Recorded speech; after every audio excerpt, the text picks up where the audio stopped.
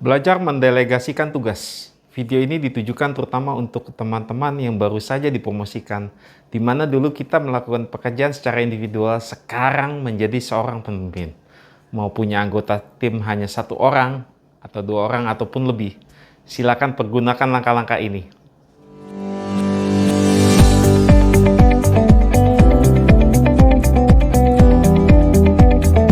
Saya ucapkan selamat bagi teman-teman yang saat ini mungkin diberikan posisi di mana harus memimpin beberapa orang. Mau diangkat menjadi seorang supervisor, manajer, direktur, bahkan seorang pengusaha sekalipun. Delegasi adalah tindakan untuk memberikan tugas dan tanggung jawab tertentu dengan tetap mempertahankan akuntabilitas akhir. Delegasi mempunyai orientasi pada tugas dengan tanggung jawab yang jelas. Pastinya pemimpin dalam memberikan tugas kepada anggota tim yang cocok. Jangan asal saja memilah dan membagi tugas tersebut. Hanya suruh-suruh saja berlaku seperti bosi. Delegasi harus menggambarkan peran dan tanggung jawab yang jelas. Pertanggungjawaban individu, tim, ataupun organisasi dalam menjalankan tugasnya. Berikut ini ada langkah-langkah dalam melakukan delegasi yang bisa teman-teman terapkan antara lain.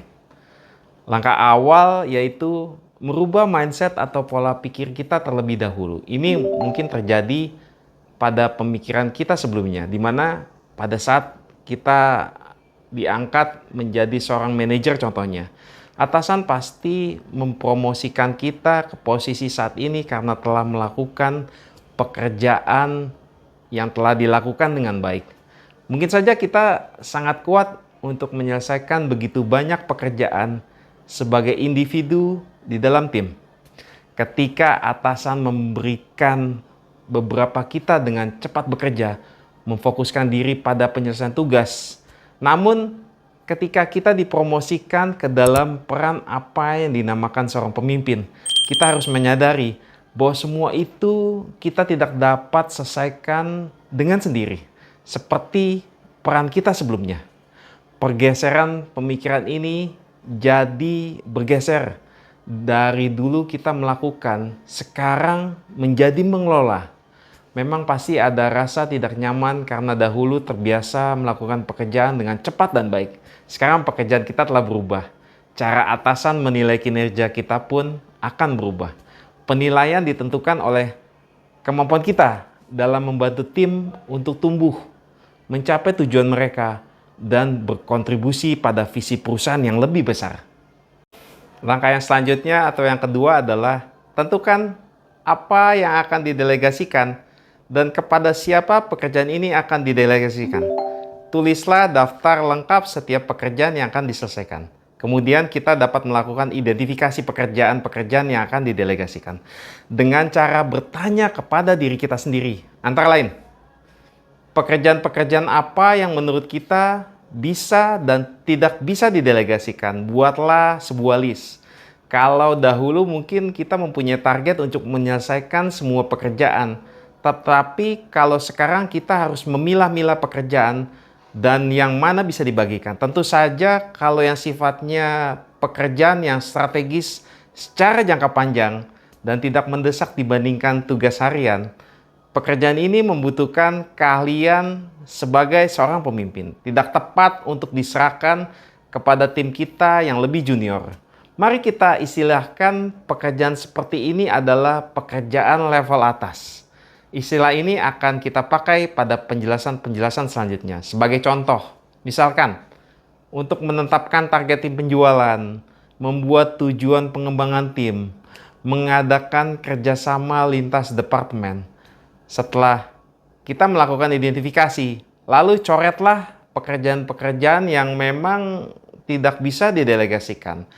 Lalu lihat sisanya. Itulah pekerjaan-pekerjaan yang bisa diserahkan kepada tim kita.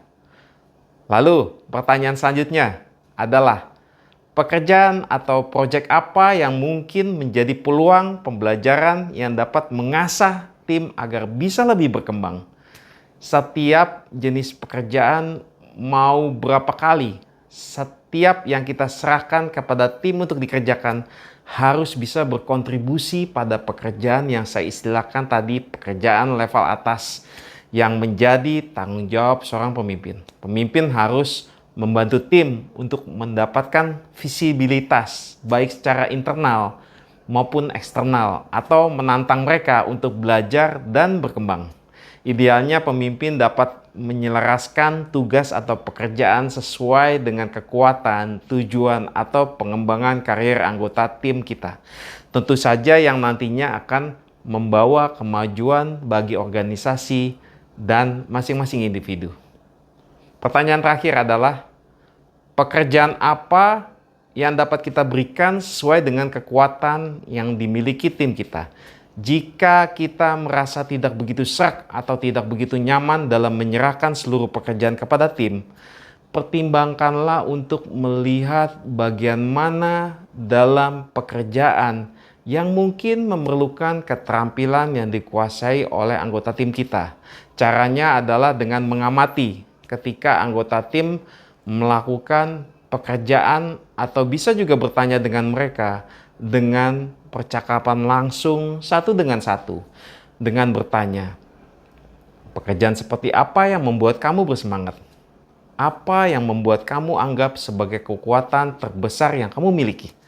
Lalu, apa yang membuat kamu merasa berhasil? Oke, kita masuk ke langkah selanjutnya, yaitu langkah yang ketiga. Komunikasikan tugas atau pekerjaan kepada anggota tim kita secara jelas, sekaligus peran dan langkah selanjutnya. Setelah kita mengetahui atau memiliki ide apa yang menjadi tugas yang akan didelegasikan dan kepada siapa tugas tersebut akan diberikan, lalu dekati anggota tim yang akan diberikan tugas. Lakukanlah komunikasi empat mata, karena pada dasarnya mereka harus tahu apa yang akan didelegasikan nanti, mengapa mereka diminta harus melakukannya, dan apa harapan kita dari mereka. Sebaiknya jadwalkan pertemuan yang secara khusus difokuskan untuk membahas harapan kita dan menjawab apapun yang muncul dari mereka. Pastikan percakapan ini memiliki cukup waktu agar anggota tim mengerti tugas yang mereka kerjakan. Bagaimana tugas itu mempunyai kontribusi untuk tujuan tim atau organisasi, dan mengapa kita meminta orang tersebut yang menjalankan tugas ini. Kita dapat menganggap percakapan ini untuk mengenali kekuatan dan potensi tim kita. Kemudian setelah kita berkomunikasi, berikan waktu kepada anggota tim untuk memproses informasi yang mereka dapatkan. Berikan kesempatan mereka untuk berbicara. Mungkin mereka mempunyai pertanyaan awal seperti cakupan tugas, penyesuaian beban kerja mereka saat ini. Sebagai pemimpin tim, kita harus membantu mereka untuk memprioritaskan kembali daftar tugas mereka dan memastikan mereka untuk menyelesaikan tugas ini dengan sukses. Jangan membuat asumsi kepada mereka bahwa tugas yang diberikan mudah atau hanya butuh beberapa jam saja. Meskipun kita berusaha untuk menghibur dalam tanda kutip bahwa tugas yang akan didelegasikan akan mudah dan lain sebagainya, tetapi secara tidak sengaja juga akan meminimalkan harapan kita sebagai pemimpin tim. Masuk ke langkah yang keempat adalah merayakan kemajuan dan berikanlah feedback atau umpan balik. Berikanlah feedback kepada anggota tim yang melakukan tugas yang telah kita delegasikan. Bimbinglah mereka, dan jika memungkinkan, berikanlah sumber daya apapun yang membuat mereka untuk maju. Saat memberikan feedback, lebih baik untuk tidak dilakukan secara kritis.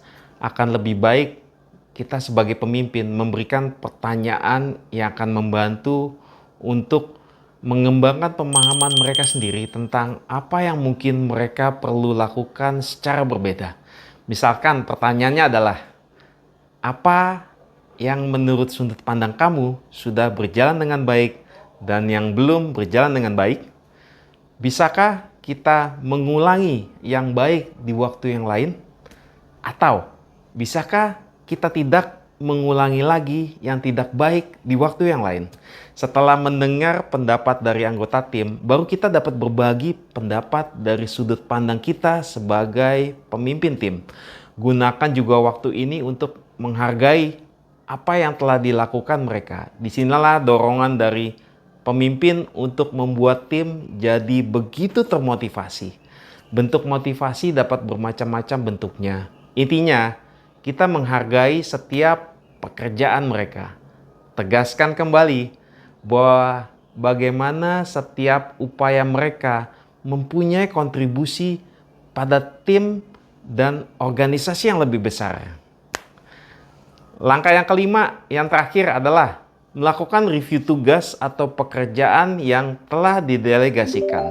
Setelah selesai, kita bisa melakukan kolaborasi untuk melakukan review atau tinjau ulang, yaitu bagaimana proses dapat berjalan sesuai dengan sudut pandang anggota tim yang telah melakukan tugas, dengan mengajukan pertanyaan-pertanyaan sebagai berikut.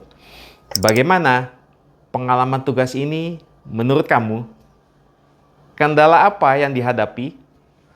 Pelajaran apa yang bisa didapat? Melalui percakapan ini kita akan dapat melakukan identifikasi hal-hal yang dapat kita lakukan untuk mendukung tim dengan lebih baik di masa yang akan datang. Sekaligus kita akan mendapatkan informasi baru untuk mengasah keterampilan delegasi kita. Demikian, semoga bermanfaat. Terima kasih telah menonton.